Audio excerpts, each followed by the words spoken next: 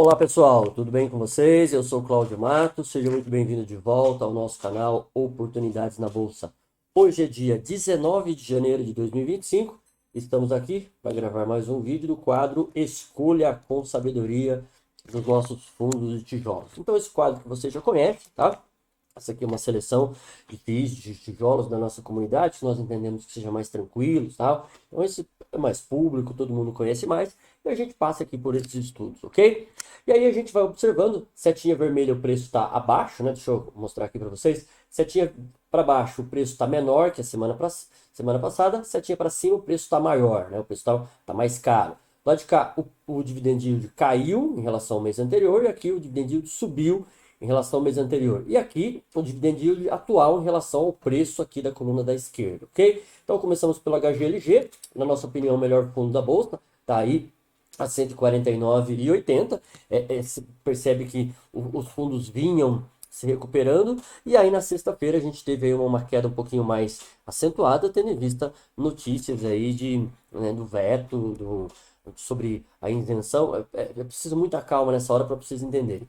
Os fundos imobiliários, eles já foram, eles já tinham incidência de imposto, ok? Eles já nasceram com incidência de imposto.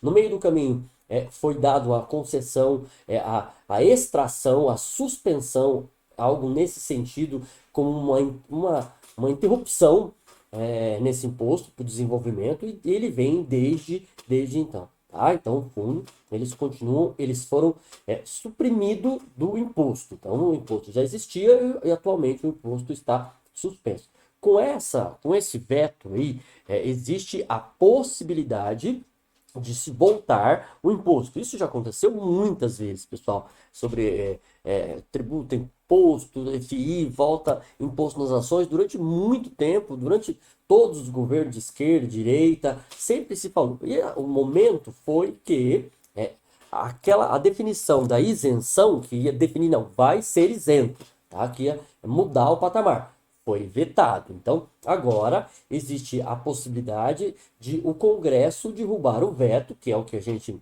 acredita, e tudo vai voltar no patamar anterior. Qual é o patamar anterior?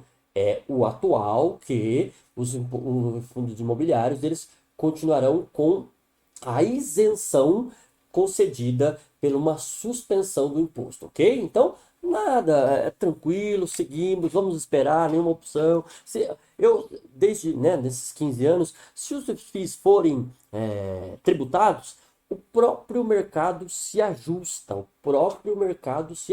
como já aconteceu em outros movimentos, ok? Então a gente segue aqui, justificando, apenas explicando por que a gente teve essa queda de sexta-feira, tá? Então voltando ao HGLG, 149,80, um preço bem atraente, ali está pagando 1,10, continua pagando 1,10, a gente acredita que ele vai manter, dá 0,73 de rentabilidade, excelente, KNRI, esse foi subir um pouquinho, 132, ainda está no preço bom, está pagando R$ 1, tem condição de manter, 0,75, caiu um pouquinho porque o preço subiu, né? GGRC, aliás, esse que a gente vai ver depois, né, vou dar uma olhadinha no GGRC, 9,16, pagou 9 centavos, caiu, estava pagando 10, voltou a pagar 0,9.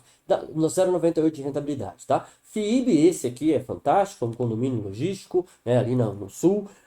Gostamos muito dele. Tá pagando 3,75 já há um bom tempo, tem esse patamar. 0,76 de rentabilidade, fantástico. Mérito, fundo de desenvolvimento, um pouquinho mais arriscado, compra, desenvolve, vende, financia. Então, é uma atividade mais, né, é mais arriscado porque os de cima, o imóvel já existe, é só uma locação. Então, agora ele não, né? A atividade dele é maior. 87,21, está pagando 1,18, dá 1,35 de rentabilidade. Essa rentabilidade maior, tendo em vista o risco do seu desenvolvimento. A LZR, esse sim nós gostamos bastante, é o Zirão da Massa, 98,80, preço excelente, está pagando 0,80, olha, 0,80 de rentabilidade. Subiu aqui, né? Ele estava pagando aqui, provavelmente ele vai manter esse patamar aqui, tá? Aí a gente vai mantendo 0,80, tá excelente. HGBS, primeiro fundo de shopping, 180,12, que a gente acompanha, mais antigo, isso eu quis dizer, ok? 180,12, precinho bem interessante, está pagando em 60, dá 0,88 de rentabilidade. Se voltar para 1,40 aqui, existe a probabilidade dele pagar 1,40, que ele está distribuindo ali um caixa excessivo, não excessivo, é excedente, pode voltar para 1,40. Mesmo assim vai dar 0,88, 75 aqui dá tranquilo aí, tá? O VISC 93,68, tá pagando a parte de baixo do guidance, 0,80, previsão manter isso aqui, 0,85 de rentabilidade, tá? Risa Terrax, fundo de fazendas, está pagando 1,10 porque está distribuindo um ganho de capital, 1,83, tá? Então isso aqui a gente sabe que o patamar dele é 0,90, ok? Então esses aí são os fundos que nós gostamos, nossa seleção, e hoje a gente escolheu aqui para mostrar para vocês o GGRC, tá? Então eu peguei alguns slides aqui para ser bem rápido, né? Para o vídeo não ficar muito grande.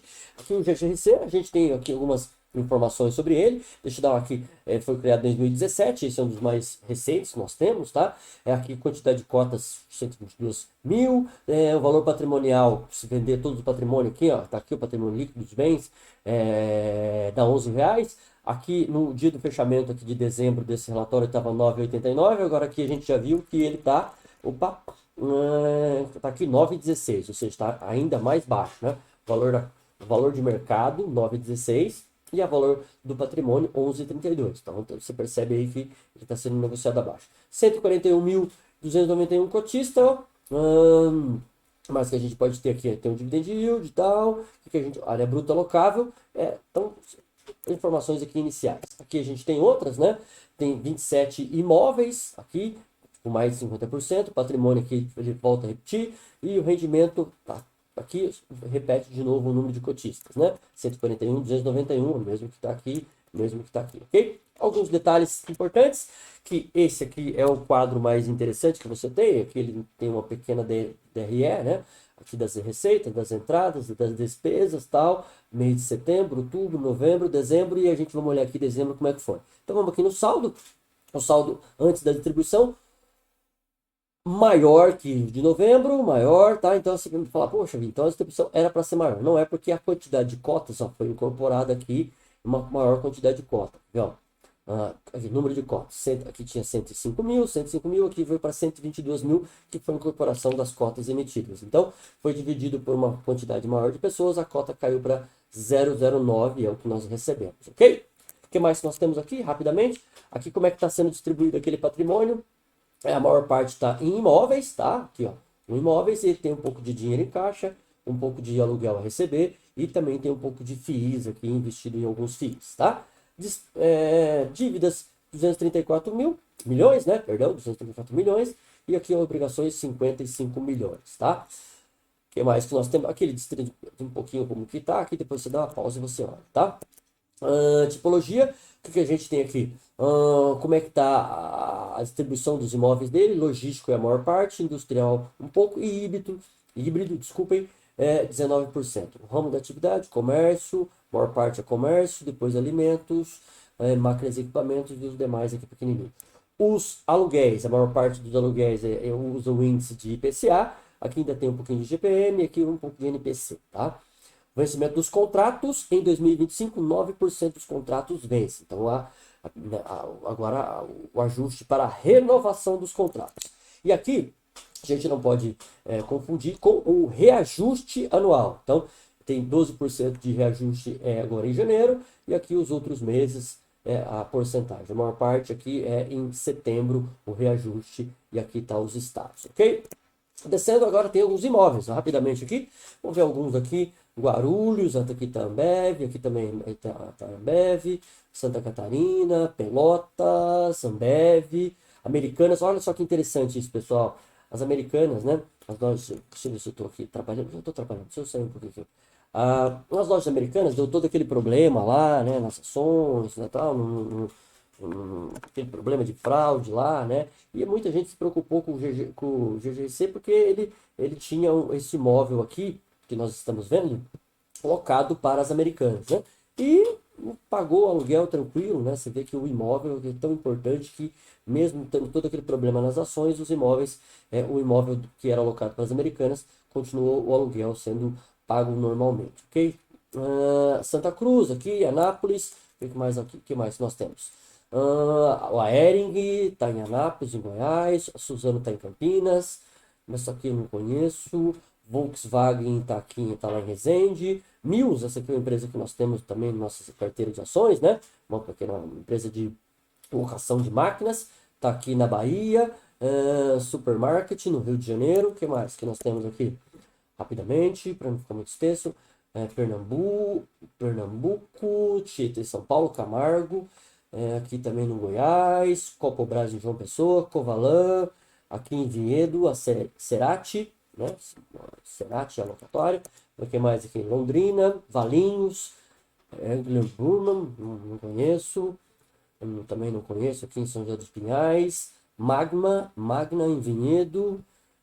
Esses aí são os principais imóveis que estão no portfólio da empresa. Dá uma olhadinha aqui no Pix rapidamente, só para a gente ver aqui como é que ficou. Deixa eu sair aqui.